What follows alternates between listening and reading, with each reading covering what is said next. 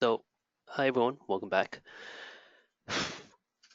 We're missing a lot of people, but we'll get started.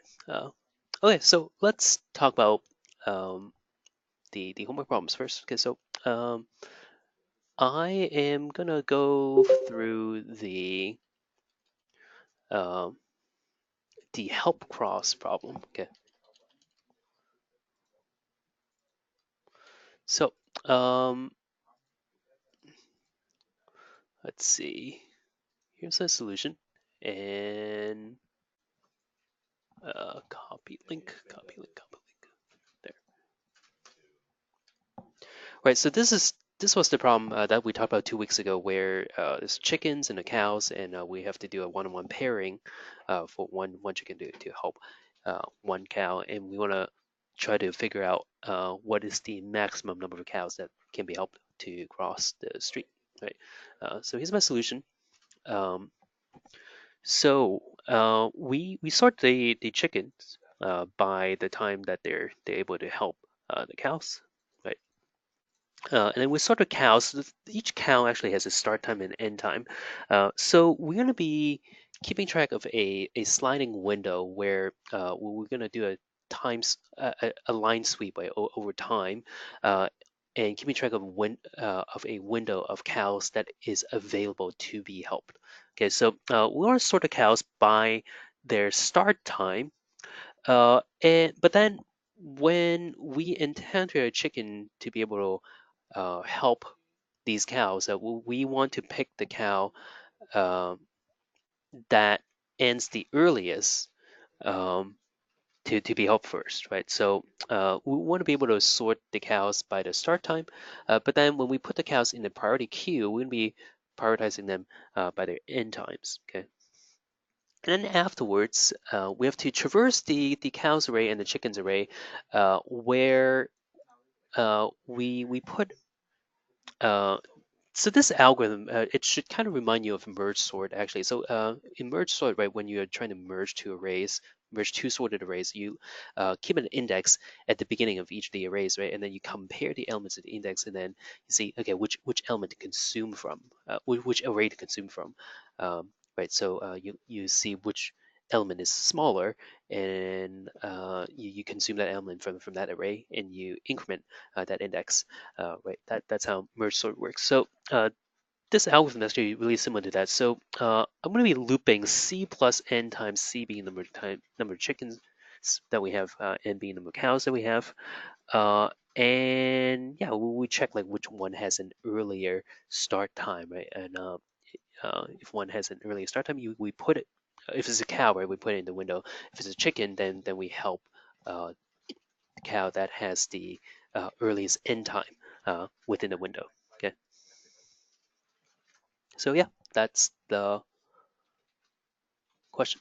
Um, any questions on this?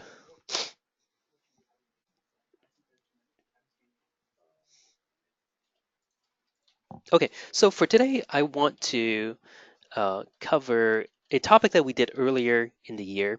Um, so we want to review minimal spanning tree, actually. Okay. So again, what a minimal spanning tree is, so if we try to draw a graph, um, actually, first of all, let's step back a little bit and talk about what a graph is and what a tree is. Okay, so uh, trees, usually when you think of a tree, right, a tree has like a bunch of nodes that's um, joined in some hierarchical way, right?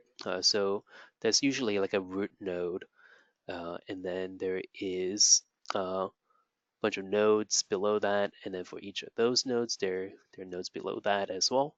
So that's like a tree, but the definition of trees can actually be a bit more loose. Uh, and in fact, it's not necessary for a tree to have a hierarchical structure at all. Uh, so a tree that looks something like this, that's perfectly okay to be called a tree, even though like it's not obvious what the root node is, right? So if I add these components here, so this, right, really doesn't look like there's any particular node at the top of the tree, at the roots of the tree, and that's okay. That's still a tree. A tree is kind of like a graph with no cycles. Yeah, the only requirement that a tree needs to be, it's a type of graph. It's a type of graph that doesn't have any cycles. So what that means is that you can't traverse through a bunch of edges to get back to get back to your starting node. So for example, if I put an edge like this here, right, then I technically complete a cycle like this, right, and that would be a cycle. So that would make this not a tree. Uh, but yeah, without cycles, then I can actually call this a tree. Okay. So what's minimal spanning tree? So minimal spanning tree is when you have a graph and right. So if I had an edge like this here, right, that makes this entire thing a graph, right? Because we now have a cycle here somewhere. Uh, so let me make it more graph-like. Okay, so let's say I have this graph here. So what minimal spanning tree is a subset of these edges, right? So we take these edges, just enough edges, so that the graph is barely connected. So like none of the nodes are isolated all by itself, but the nodes are actually connected. Uh, so an example of a spanning tree would be, actually there's way too many nodes. Let me draw a simple example. Right, so let's say I have just like 5 nodes, okay? And then the graph looks something like this.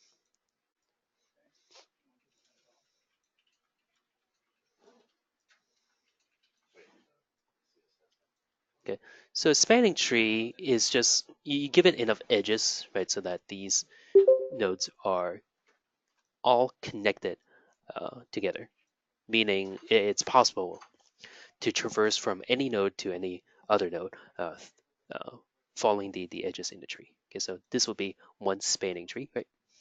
Um, yeah, yeah.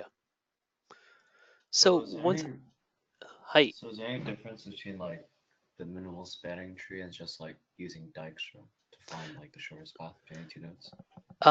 So middle spanning tree requires the sum total weights of these edges to be as minimal as possible. Versus Dijkstra, uh, you're trying to find the shortest path from one particular node to any other node in the graph.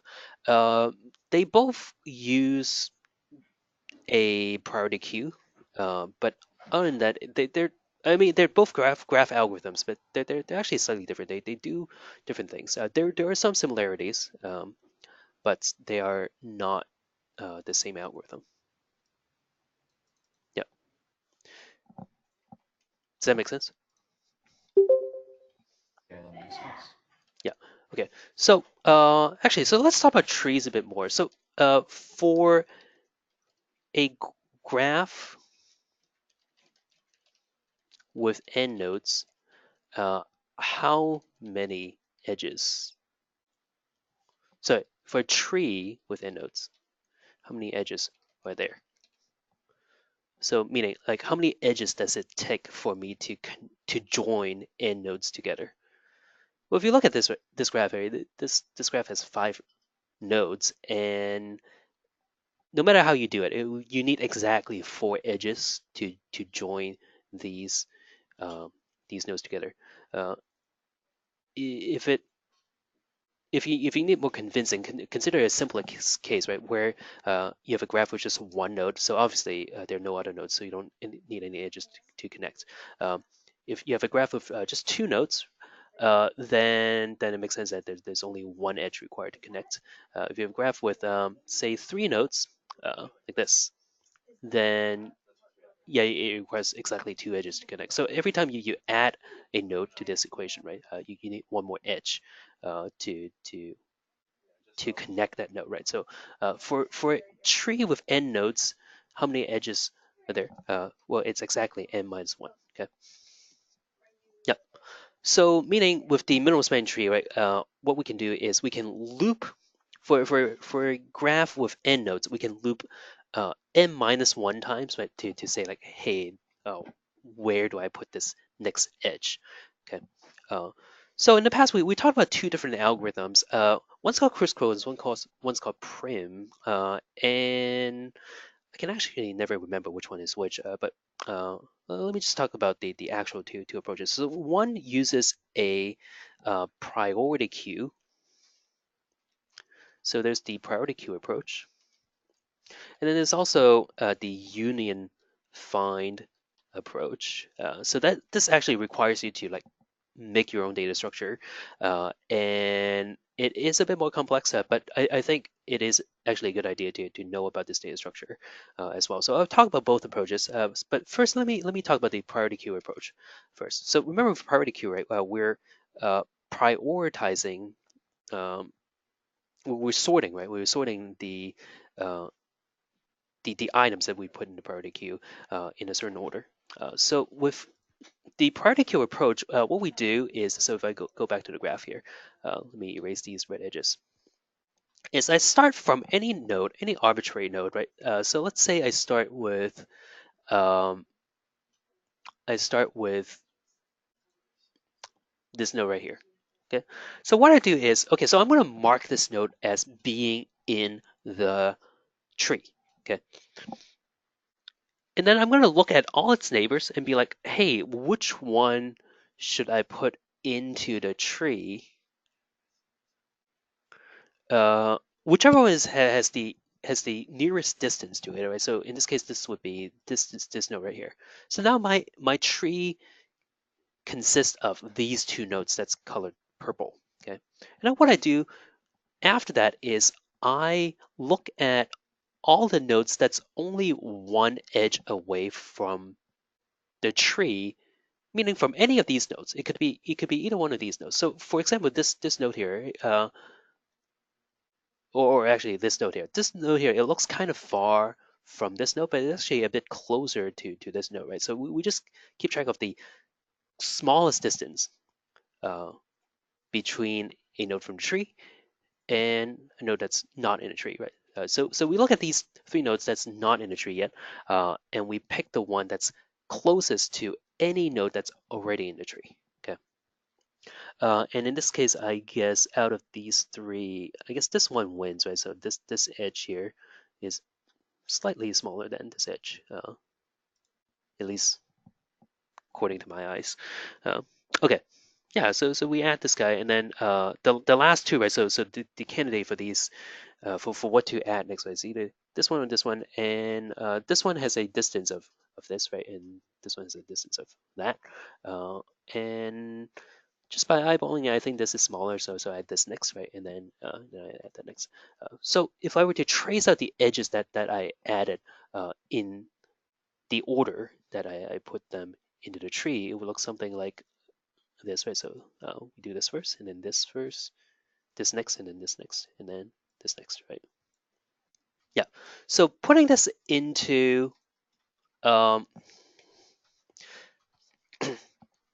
into pseudocode, right, will look like this. So given a graph, and again, two ways to represent a graph. You can use an adjacency matrix, right? Uh, so it looks something like this, right? So again, a matrix of I and j denotes the edge weight, the weight of edge between node I and node j, right? Uh, and of course, if no edge exists, right, you can do -1 if no edge. So that's an adjacency matrix. And remember, with adjacency matrix, it's actually somewhat memory intensive. So make sure that you only use this when n is relatively small. So if you're like 100,000 nodes, this is not a good idea. 100,000, that's one with five zeros, right? Uh, if you square that, that's one with 10 zeros. That's 10 gigabytes. You're gonna you're gonna run out of memory. So the other way to do this would be an adjacency list, right? So for each node, you can keep track of a list of neighboring nodes, right?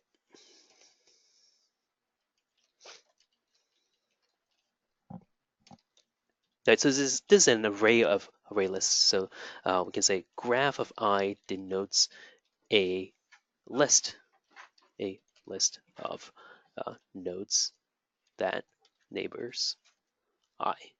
Well, actually, no. I take that back. This is not a good representation for a weighted graph because right, this is only listing the what the neighbors are, right? But it's not listing the corresponding edge weights, right? Um, so we can actually do this. Yeah, this is awkward, but this works. Okay, so graph of I denotes a hash map, right?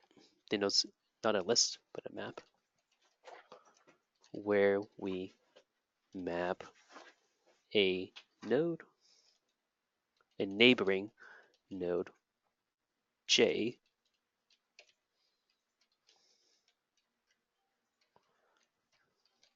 to the edge weights of the edge from I to j, right? Yeah, so this is a bit more clunky, but it is a bit more versatile to use, right? Because you don't have as big of a memory hog as the adjacency matrix approach. So yeah, let's pretend that we use this approach here. So we use this adjacency list, okay, and then um, we can um, we can do this, right? So we can mark nodes as being put into the tree set, right? Um, yeah. So what I'm going to do is this. I'm going to create a array here called min distance.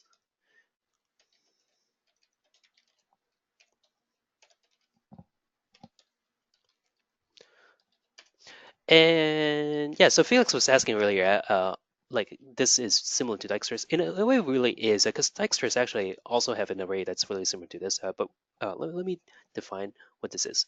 So min distance of I denotes the min known distance between the tree that we're building and node I. Okay. So for any nodes that's already in a tree, I guess the min distance would be 0, right? And for any nodes that's outside the tree, it'll be non-zero. It'll be positive. Okay. So at first, right, so we want to initialize our data structure.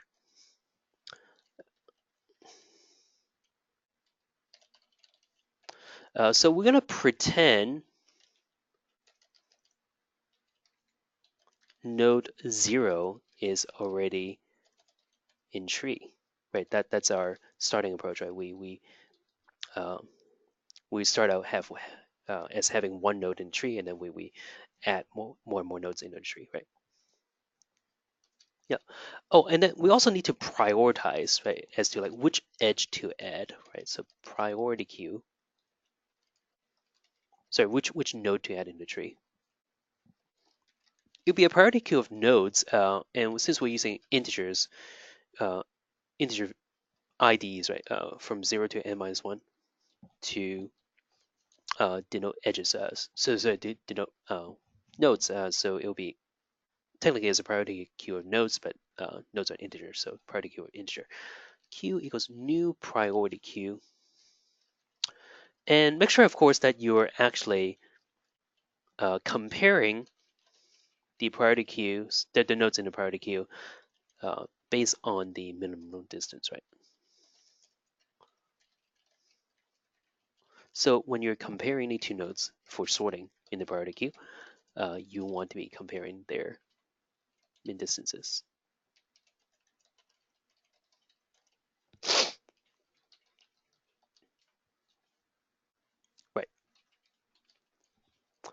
Yeah. So we want to put the comparator into the constructor here. All right, cool. So we got this party queue. Next, we do this. Um, we can really initialize these data structures, right? So for each node,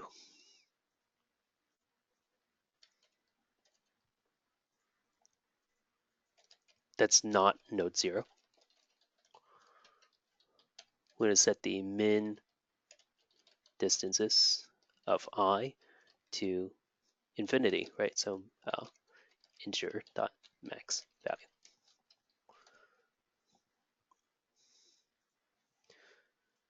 Okay.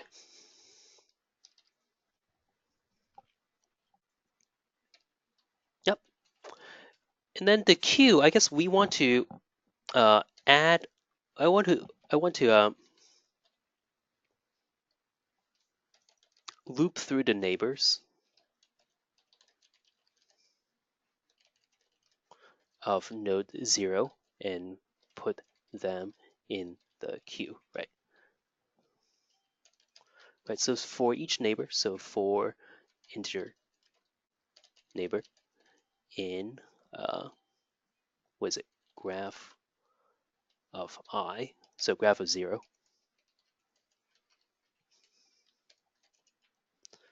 We do q dot add on the neighbor. Oh, one caveat here. I actually want to update the min distance, right? Because technically this neighbor, right, it doesn't have infinite distance away from the tree. Now that we know that it's actually a neighbor of graph of node 0, so this is going to be um, graph of 0 dot get on neighbor, right? So that's how we get the edge weight of the edge from node 0 to the neighbor. Yeah, and then we put that in queue. All right. So next, what do we do? Well, we loop, I guess, n minus 1 more times, right? So we will be adding n minus 1 more nodes into our minimal spanning tree. All right, so we want to do q dot poll to get the next node.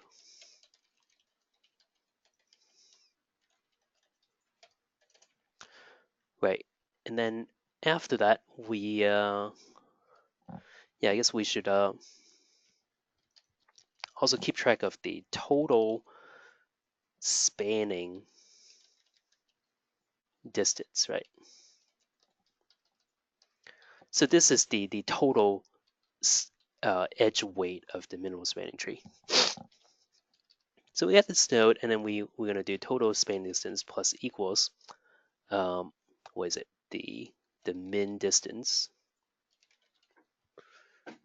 uh, of node, right? Yeah, and then what we do next is I guess we can mark this node as being not visited. Actually, I'm wondering if there's a better approach to this.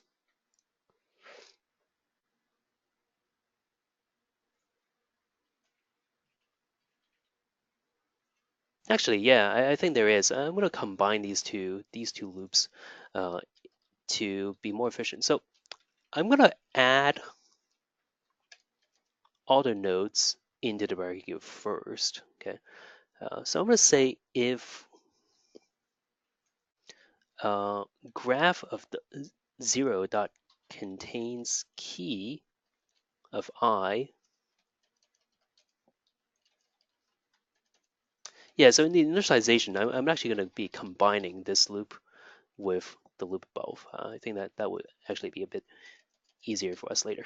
Okay. So if I is a neighbor of 0, then yes, let's set the min distance to the actual distance. And otherwise, we're going to assume that it's infinity. And regardless, we're going to be adding this guy into the queue.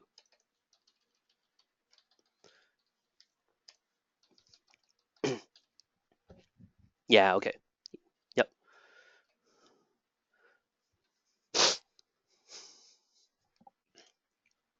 All right. So this guarantees that the queue, right? So when we poll, for a node that's already put inside the minimal spanning tree is also no longer in the queue. Okay. Right. So I had to update the total distance here. So we want to also update the uh, min distance now, right?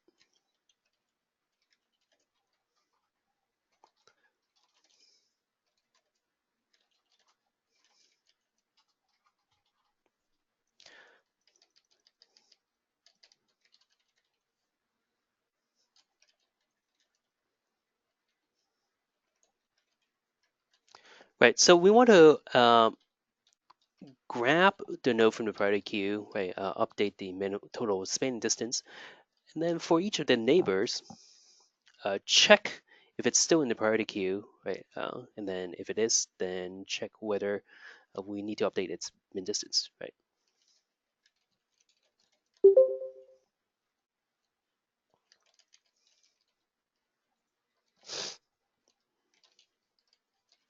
Yep. So for each neighbor like this, okay.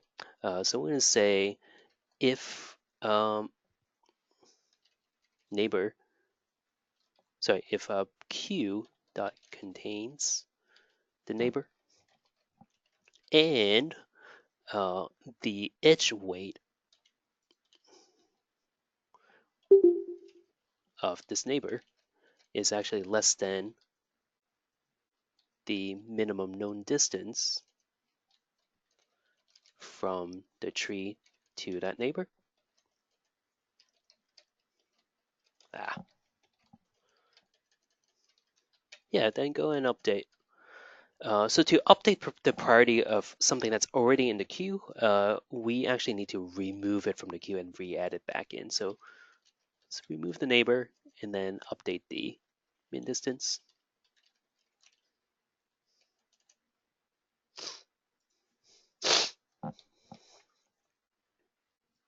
to this, right? And then add it back. Yep. Okay, so that is the um, priority queue way of figuring out the middle spanning tree, or the total weight of the middle spanning tree. Yep. Okay, questions on this?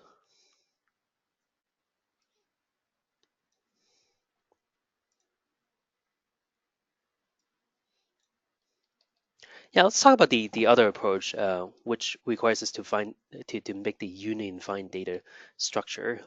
And before I talk about that data structure, let me again talk about how that algorithm works. So in the previous algorithm, right, what we do is we start with a node and we assume that the tree right now just has this one node, right? And then we keep on iterating to add more and more nodes into the minimal spanning tree. Um, the next algorithm I want to show you with the unified algorithm is instead of having one small tree and we grow it with more and more nodes, we're going to start sort of like almost backwards. We're going to start with many trees and then merge them back into one. Okay. So the unifying approach is start with n trees and then merge them into one step by step. So each time we merge a tree, we decrease the number of total trees, right? So we start with n trees and then we do a merge, this n minus trees, so do a merge again, n minus two trees, and so forth, right? So pretend for now that each node is its own tree, right? So I guess I can color code it. I don't know how good of a job I can do this. So this is its own tree, this is its own tree, this is its own tree, this is its own tree, and this is its own tree. Okay. So what we do with the unified approach is we merge trees that are successively close together, right? So we want to be able to find uh, two trees that's closest together and just merge them. So in this case, I guess like these two trees, they're actually close together. So I'm going to mark them. I'm going to merge them by marking them to be the same tree, right? So I'm going to so if I mark this as red, right, so now this is its own tree, right? So I have just merged these two nodes into its own tree. What do I do next? Yeah, find trees as they're closest together and then merge them, right? So I guess like this green one and the purple one, yeah, they look like they're pretty close together. So let's merge those two as well. Yep, so now these two nodes, they're marked green, right? So they're its own tree. Okay, so what's next? Um, I guess between this tree, and this tree, I can merge either this or that. So let's suppose I don't really know. Suppose that this edge is actually shorter than this edge. Right? So it makes sense that this gets merged onto this tree, right? So I can mark this as green, or alternatively, I can actually mark these two as blue, right? That also works. Uh, that's actually important. Okay, so that we can flip the colors, right? And it'll work. And finally, right? So we only have the light blue tree and the red tree, so I need to merge them. So I can merge it via this edge here. So to approach here, I can either mark all these two nodes to be blue, or you can mark these three nodes to be red. Yeah, let me mark them blue. Doesn't really matter, but yeah, I'm gonna do that. Right, so that's the union find data structure approach. So what is union find? What is the union find data structure? Well, yeah, the union find data structure uh, is almost tailor-made for an algorithm like this. So it's actually a data structure backed by an array where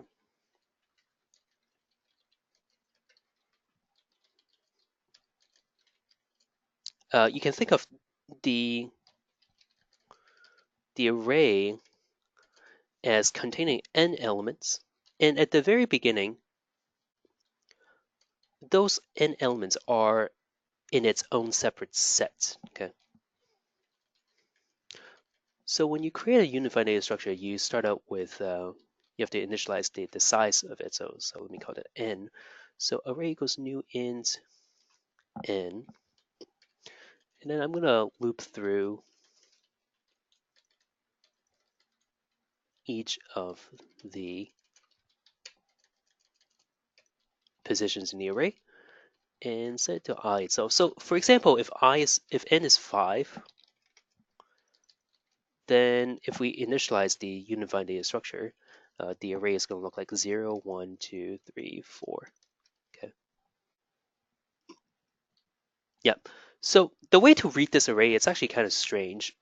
So there's the indices 0, 1, 2, 3, 4, and then there's the elements, right? The values at these positions, and they're all initialized to 0, 1, 2, 3, 4 as well. So in the very beginning, the index and the element at that index, they have identical numeric value, but keep in mind that they're actually two different things. Okay, so this is the index, and this is the value at that index. Okay, somewhat confusingly, the index position. So uh, I said before that the unified data is supposed to model n different elements, right? So think of these elements as being labeled with the index 0, 1, 2, 3, 4. Okay, so confusingly, these are actually the elements. Okay, that we're trying to model, right? Usually when we talk about elements, we're talking about the values in the array itself. But here, I'm going to switch the terminology a little bit to say that the elements actually refer to, or rather, the index number will refer to the labels that I'm using to label each the quote unquote elements in my set of things that uh, I'll be merging. Okay, So like I said, at the beginning, each element belongs to its own set. Okay. So you can think of the values here, 0, 1, 2, 3, 4, as like the set ID of each of the elements. Okay, so at the beginning, each element belongs to its own set. So when I initialize the array, right, with this constructor here, that means element 0 has set ID 0, element 1 has set ID 1, element 2 has set ID 2, element 3 has set ID 3, element 4 has set ID 4. So we denote two elements to be in the same set if they have uh, same set ID.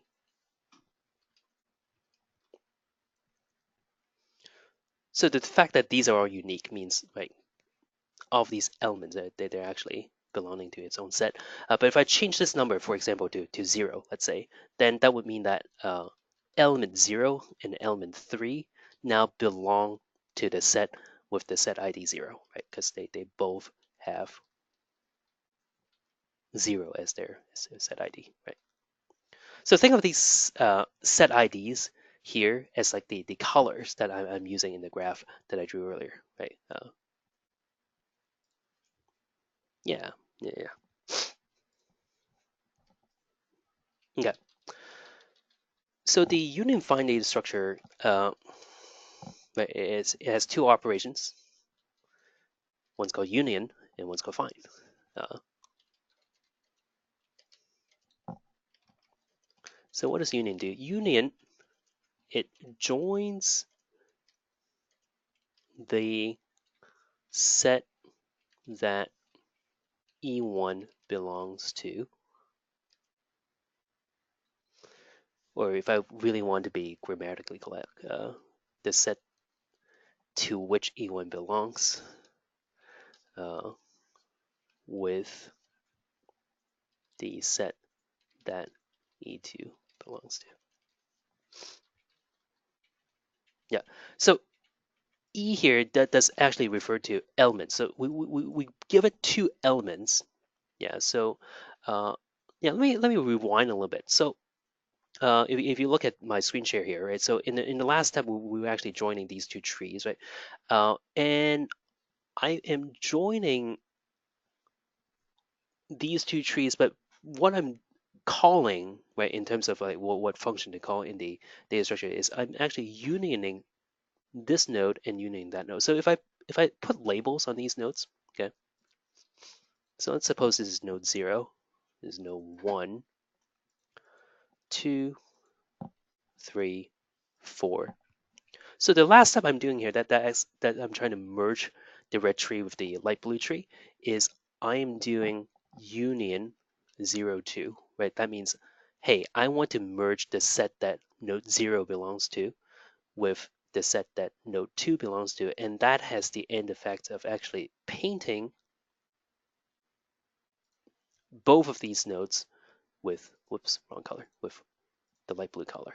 Okay, so the union 0, 2 actually affects more than just node 0 or node 2 itself. It could also affect other nodes that belong to the same set as node 0, which is what's happening in this case. Yeah, so we need a smart way to update this array thing here. Okay. Uh, and for that to be efficient, we actually want to slightly modify the definition of this array. So the definition of what we're storing in the array is, you can think of these values here as like the set ID, but I'm actually going to change that definition slightly. So the values, they correspond to the set ID most of the time, but value in array uh, doesn't necessarily correspond to uh, to the actual set ID. Okay, so I'm going to make this weird adjustment. So consider uh, I change the value of node 1 to be 3. Okay, so instead of saying this is 3, right, is the set ID for element 1, think of it as array of I denotes the denotes that element I has the same set ID as element array of I.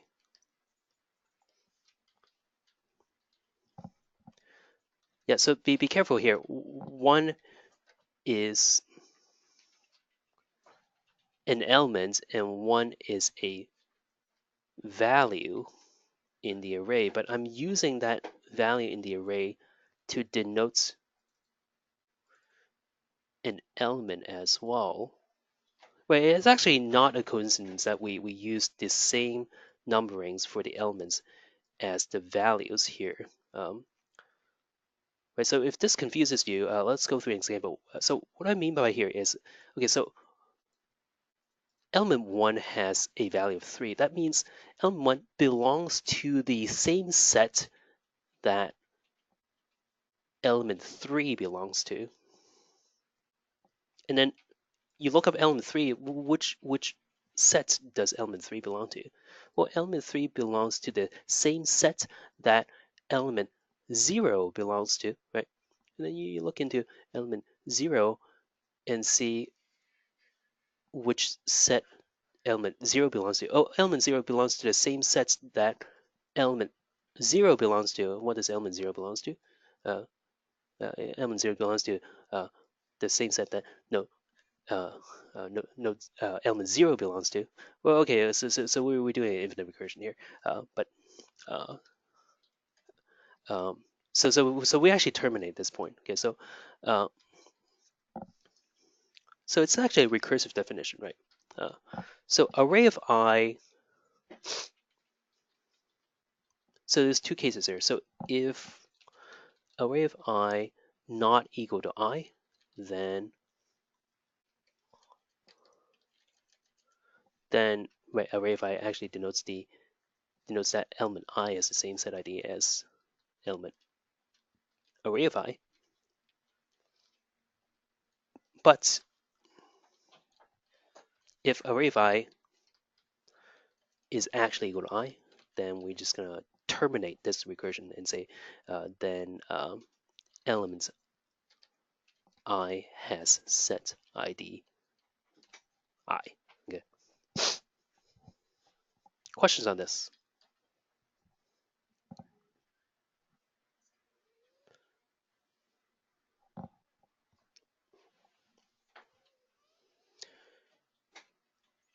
All right. So yeah, it does take reading a few times, at least for me, to understand how unifying works. So union is one operation. So union, right? Like I said, it joins the set that E1 belongs to with the set that E2 belongs to. I'm not going to implement that just yet because the other function is actually more useful uh, for this. So the other function is called find, and find is actually just this. It uh, returns the set ID of element 1. And this is going to be a recursive thing. So I'm going to say if uh, array of E1 is equal to E1, right? So according to my notes here, right? So if array of E1 is equal to E1, then that means element E1 has set ID E1 as well, right? So I can just go ahead and return E1. Else, what do you? Else, I'm going to say this. I'm going to say then we should actually do a find on array of E1, right? So do that recursive thing, right? So for example, in the example that I just gave, right? So if we do like find of one, right? Find of one, it would actually recurse and call find of three, right? Which would actually recurse and do find of zero, which will hit the base case because array of zero is actually zero, right? So array zero equals zero. That's true, right? So that's going to return zero.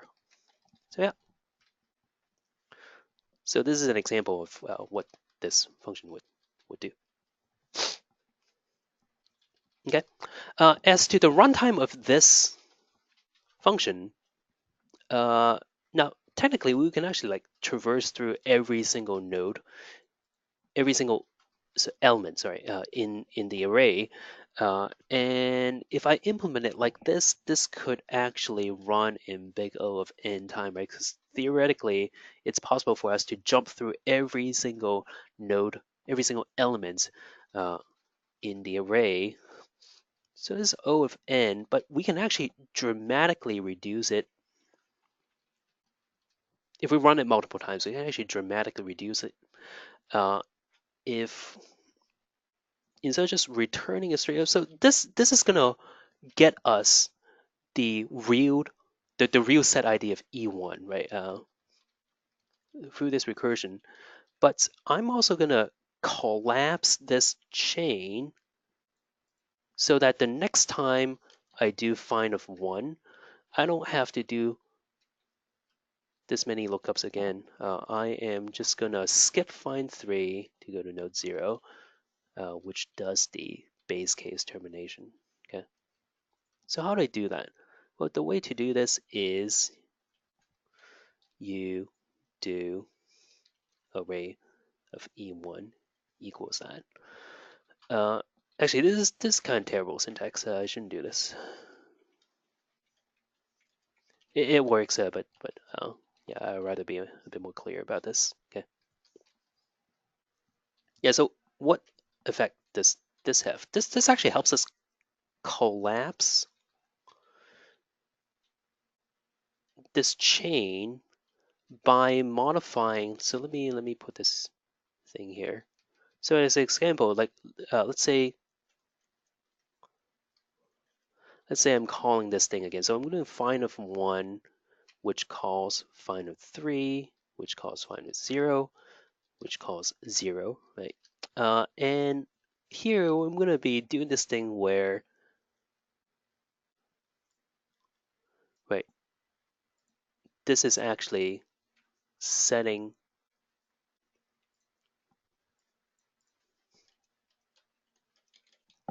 array of 1 to 0, right? Yeah, so this means we're switching it to this, okay? So the next time you call find of 1 again, you don't go to node 3, you go straight to node 0 and you're done. Now, this doesn't look like that big of a speed up, but imagine the chain being really long, right? Where you do find two, find one, and then it actually goes to find two, and then that actually goes to find three, then that actually goes to find four, and so forth, all the way to uh, find of n minus one. Uh, with this line here, we actually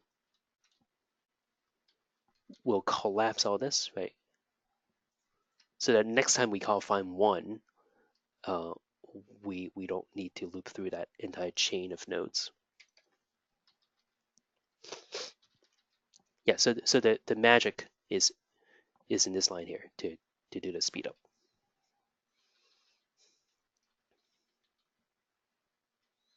Yep. So that's the find function, and then the union function is just going to be array of find of e1 equals uh, find of e2. Okay.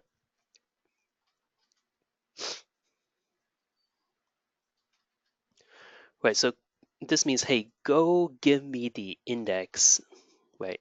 That the set ID, which also must contain, right, the elements with that label as well, right? With that element ID as well. So at that place, right, go and change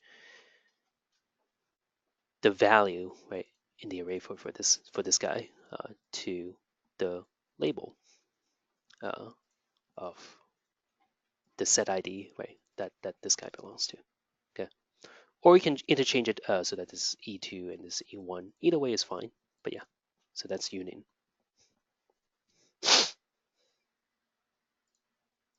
Okay, so I think the union data structure is a bit hard to understand, but once you understand it, it's not that difficult to actually derive uh, this implementation. But now that we have this, so let's talk about the union find approach for doing minimum search, so minimum spanning tree. So we are just going to have a um, queue. I guess it could be a priority queue. It just needs to be a sorted thing of edges, right?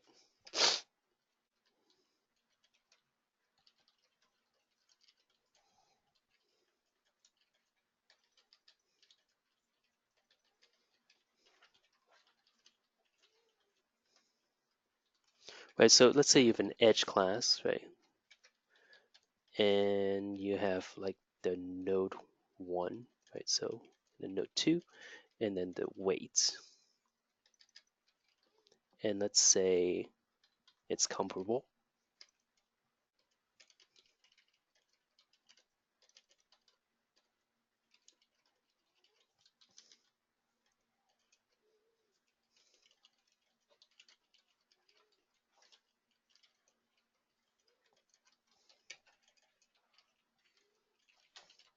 So you sort them by their weights, okay? So it's compared to. Yeah, and then you would just put all known edges into the edges priority queue, right? And then uh, you would, right? So this is gonna be sorting them by their edge weights, right? So you would say uh, while so actually you counting the number of trees that you have left, right? Num trees, right? So we start at n. So while num trees is greater than 1, right, would pull an edge that joins two nodes that do not belong to the same tree, right? And then you do num trees minus minus like that. I'm not going to write out the entire algorithm, but I think you guys can handle the details at this point. So yeah, so this is the other way to implement minimum spanning tree. So obviously it is a bit more work to make your own unified data structure. Um, so if you can do a problem without doing unified, I recommend doing it. That said, I do really think you should know about this data structure. So enough of this. Let me talk about a useful problem that I want you to work on for this week. So it's called Super Bowl. Okay, so in the last few minutes, let's read this problem and then talk about it.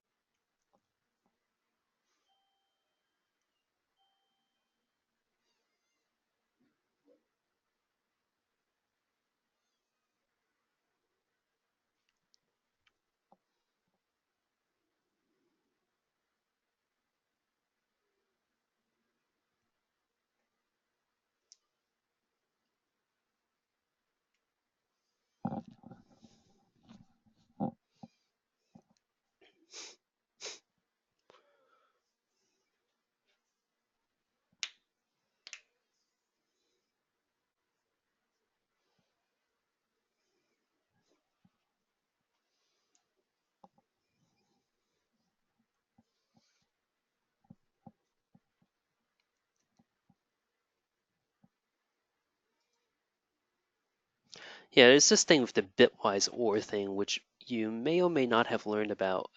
If you haven't seen it, don't worry too much about it.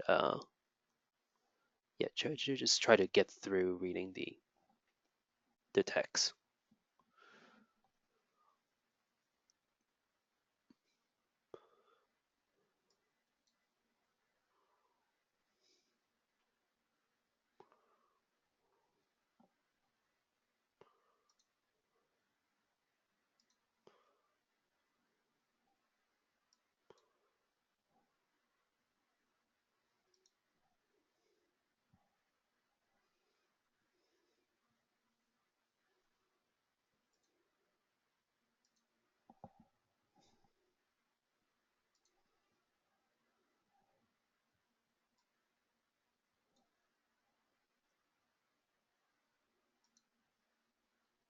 All right, how we doing?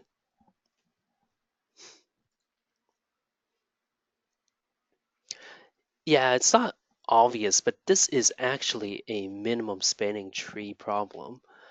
Uh, why is that? It does feel like you need to be able to figure out the order in which we need to play these teams, right? And then um, determine like who to eliminate, right? And then have them be on the next round, and then determine the order again, right? And then do the round elimination and so forth. Um, it's actually a bit simpler than that. This is a graph problem, okay? Because every game that you play, you eliminate a team and it no longer gets to play again. So what that really means is if you model every team as a node and you try to form an edge between every team that has played. So you can think of it as starting out with a graph that has a complete set of edges, right? And the edges, the edge weight is going to be like the score that we get if we play those two teams together. Okay, so it's going to be a complete graph. Actually, I need a dark blue for this, right? Yeah, yeah. So this is yeah. If I do this, this is a complete graph, right? So every single possible edge that we can draw between any two nodes is drawn. Okay. Yep. So what I want to do is only pick. So if there's like five teams there, I only want to pick like four edges, right? So if there are five teams, I only need to play four tournaments, right? So to eliminate uh, all of them to get a winner. Uh, so what I can do here is find the edge that gives me the most points, right? So it's like a maximal spanning tree problem. So like when I join an edge, that means one of these guys are eliminated, right? But which one? Actually, don't even worry about that. It doesn't actually matter because with maximum spanning tree, like we build a tree. We try to build a tree without forming a cycle, and as long as there are no cycles, then then the determinant is good, right? So determinant mandates that if you have three teams, right? If team A plays team B and then team B plays team C, is absolutely impossible for team C to play team A, right? You can't form a triangle, right? Because that would mean an eliminated team is playing again, right? Um, yeah, so if we draw the lines between any two teams that plays together, and as long as you're not forming a cycle, you're good. Okay, so it sounds weird, right? Because normally a tournament, right, you determine okay, elimination style, right? You usually draw a tournament like this, right? So these are the these are the players in a tournament, and then you pair these up, right? So they go to the next round, right? And then they go to the next round, and then these guys go to the next round, right? And then and then there's like a final thing here, right? But don't think of it like this. So this actually implies that there's an ordering, right? To go from the bottom, right, to the next round, and then to the next round, and to the next round. Uh, don't even worry about the ordering. So if you model it as like a maximal spanning tree thing, you don't care about the order in which they play in. All you care is who plays whom. Okay. So to do a maximal spanning tree here, so I would actually pick this edge first, right? And then I would pick no.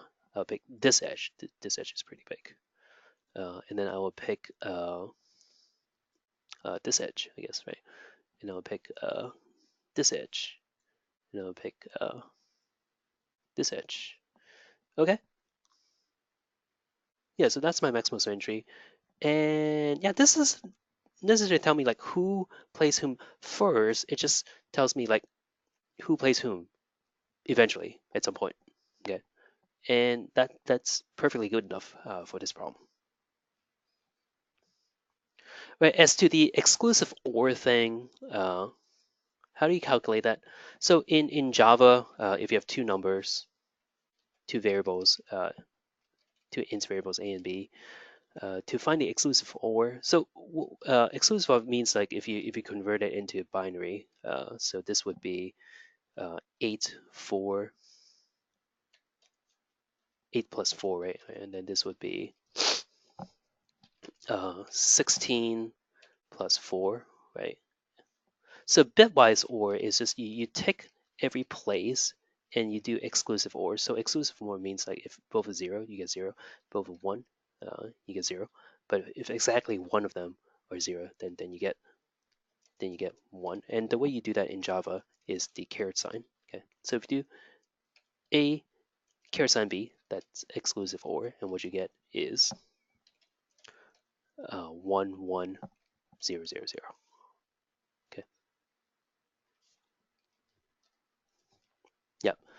But honestly, the exclusive OR is kind of red herring. It's not that important to the actual algorithm of this problem.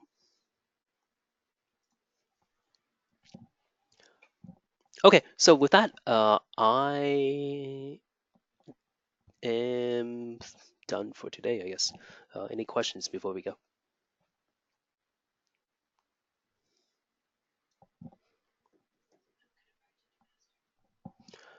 Alrighty, see you all next week.